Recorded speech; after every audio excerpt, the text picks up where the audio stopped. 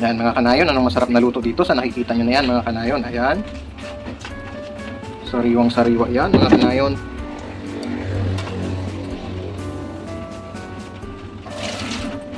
Yung araw na mga kanayon ay oras na naman ng pagluluto. Siyempre meron nga tayo ditong pinainit na mantika. At nilagay na rin natin yung ating sibuyas at saka yung ating bawang mga kanayon.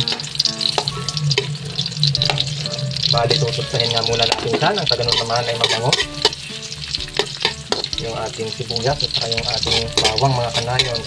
At magdadagdag din tayo dyan ng kapirasong luya. Ayan. So, bali ang lulutuin nga natin mga kanayon ay hipon na binataan. At syempre, patata kami ng marinadong siguro sa ating iluluto ngayong araw mga kanayon.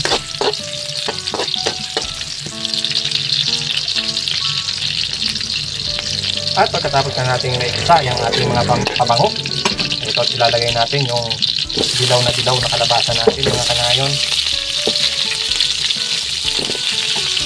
At dahil nga mantika yung ating piniprito, ayan, nagsitalsikan sila mga kanayon.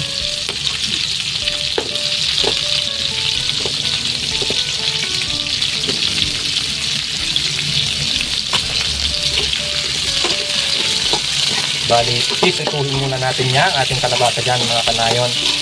Na ganoon ay talagang malasa at malutong ang ating gulay.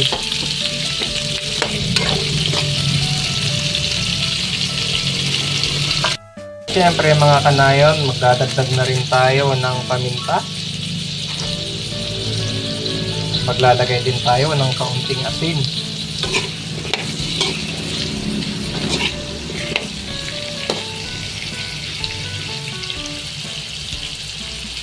At makalipas ang ilang minuto mga kanayon ay maglalagay naman tayo ng sitaw. Ayan, napakaganda talaga ng kulay ng sitaw natin mga kanayon. Sariwang sariwa galing sa tanim ng kapitbahay mga kanayon. Ayan, halu-haluin lang natin yan. Siyempre mamaya-maya lang ay susunod na rin natin dyan yung ating hipon at yung gata.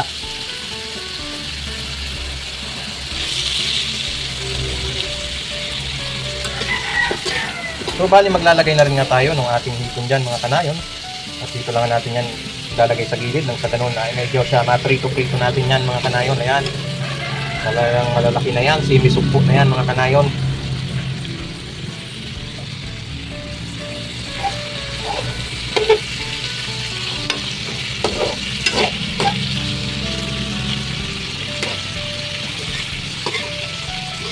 Halu-haluin lang natin nang sa ganun naman ay hindi siya matunog.